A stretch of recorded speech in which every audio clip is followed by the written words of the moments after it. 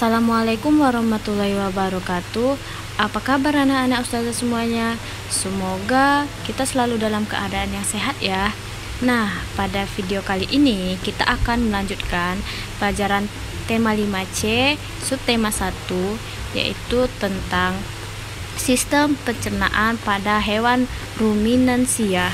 Adapun tujuan pembelajaran kita hari ini, diharapkan setelah menyimak video antum dapat menjelaskan struktur alat-alat pencernaan pada hewan ruminansia. Kemudian antum dapat memahami fungsi-fungsi alat pencernaan hewan ruminansia dan kemudian dapat memahami proses pencernaan makanan pada hewan ruminansia. Nah, silakan dikeluarkan catatannya dan dicatat penjelasan ustazah berikut. Sebelum kita mulai pembelajaran kali ini, marilah sama-sama kita mengucapkan basmalah. Bismillahirrohmanirrohim. Langsung saja kita bahas, yaitu hewan ruminansia. Anak-anak ustazah, apakah hewan ruminansia itu? Hewan ruminansia adalah kelompok hewan mamalia yang biasa memamah atau makan 2 kali dan dikenal dengan hewan memamah biak. Hewan ruminansia merupakan sekumpulan hewan pemakan tumbuhan yang mencerna makanannya dalam 2 langkah.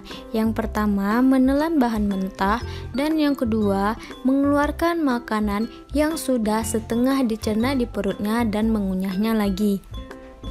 Berikut contoh hewan ruminansia, yaitu sapi, kambing, kerbau, rusa, kijang, dan domba. Baiklah anak-anak ustazah, sekarang kita akan masuk ke organ-organ pencernaan pada hewan ruminansia. Nah, berikut adalah struktur atau susunan organ pencernaan hewan ruminansia. Nah, dapat dilihat pada gambar organ pencernaan pada hewan ruminansia. Yang pertama itu ada mulut, yang kedua ada esofagus atau kerongkongan, yang ketiga itu ada lambung. Lambung terdiri dari rumen, omasum, abomasum, dan retikulum.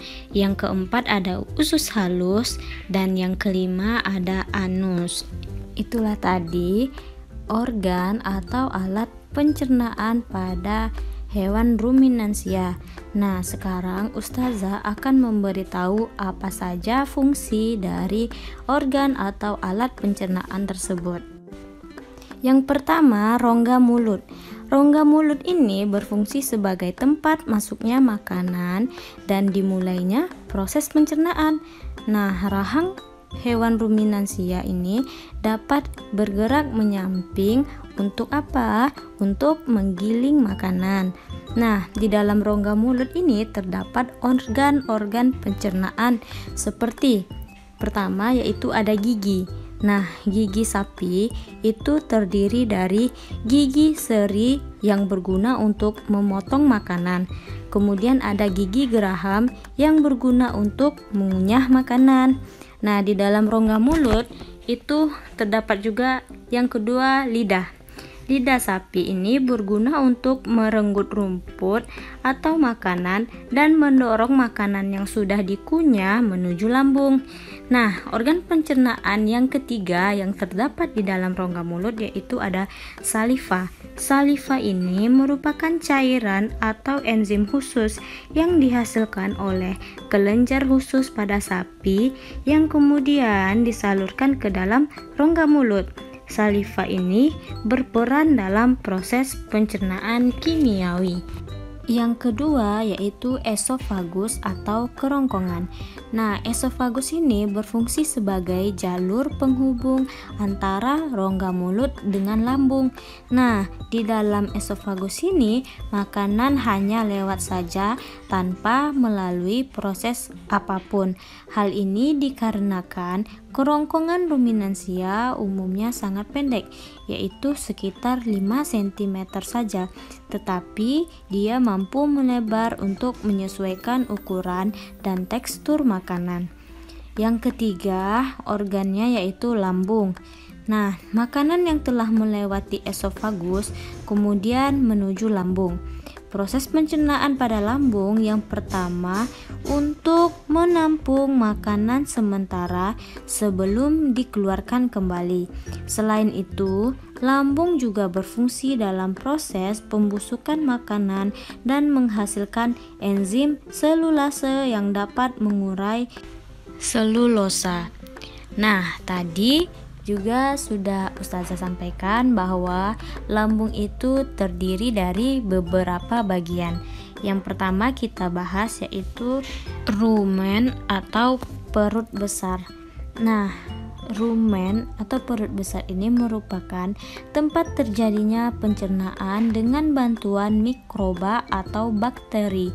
Di sini makanan dicerna hingga menjadi bubur dengan gerakan mengaduk yang dilakukan oleh dinding rumen. Pada saat sapi beristirahat, makanan kembali ke mulut dan dikunyah kembali.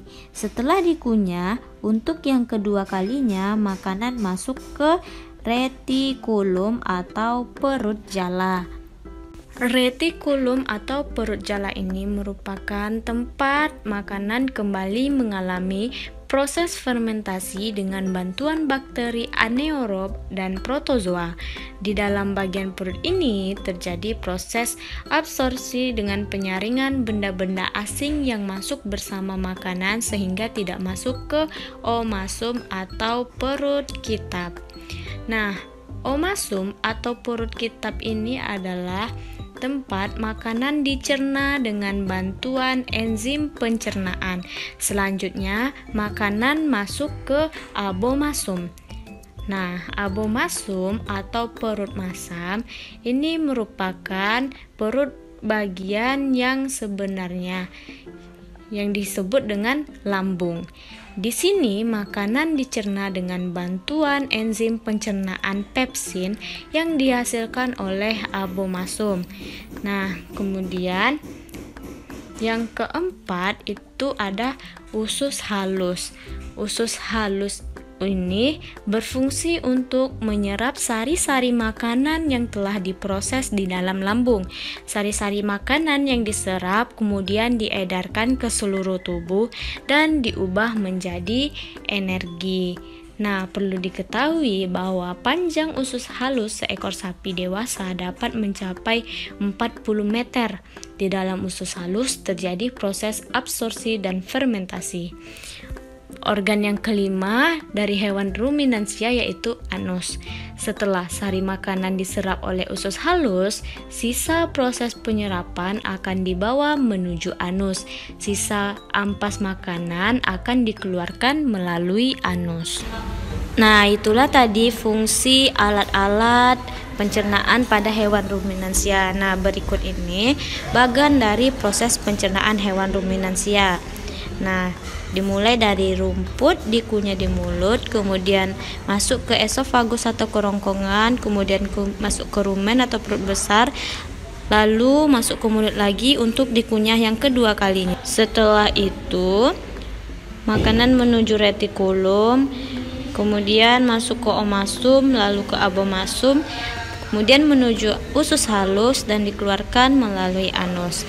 Nah, itulah tadi proses pencernaan pada hewan ruminansia. Sampai ketemu di video Ustazah berikutnya. Marilah sama-sama kita mengucapkan hamdalah. Alhamdulillahirabbil alamin. Ustazah akhiri. Wassalamualaikum warahmatullahi wabarakatuh.